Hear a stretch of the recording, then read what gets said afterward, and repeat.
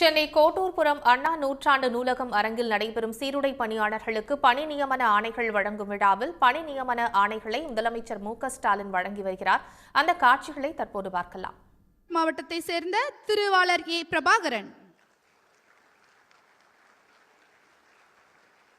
அவரை தொடர்ந்து கள்ளக்குறிச்சி மாவட்டத்தை சேர்ந்த திருவாளர் எஸ் ஹஜித் பாஷா,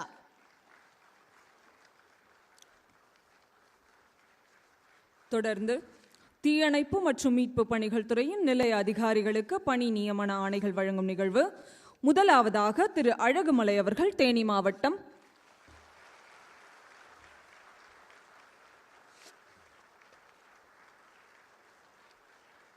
அவரை தொடர்ந்து செல்வி சத்யலேகா நெல்லை மாவட்டம்,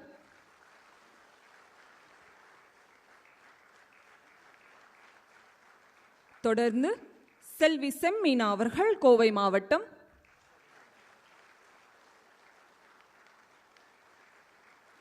தொடர்ந்து திரு பிரதீப்ராஜ் அவர்கள் திருவண்ணாமலை மாவட்டம்,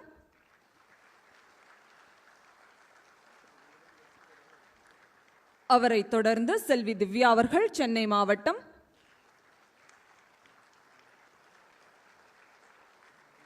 நிறைவாக திரு மனோஜ்குமார் அவர்கள் சேலம் மாவட்டம்,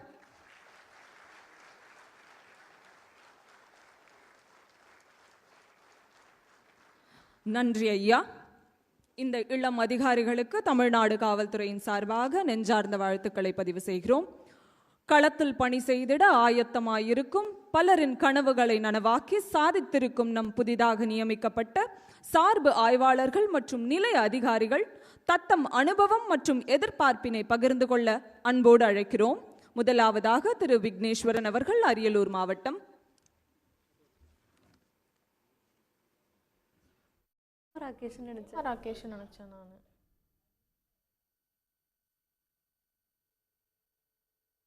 கோட்டூர்புரத்தில் சீருடை பணியாளர்களுக்கு பணி நியமன ஆணைகளை வழங்கும் நிகழ்வில் முதலமைச்சர் மு.க.ஸ்டாலின் கலந்து கொண்டிருக்கிறார்.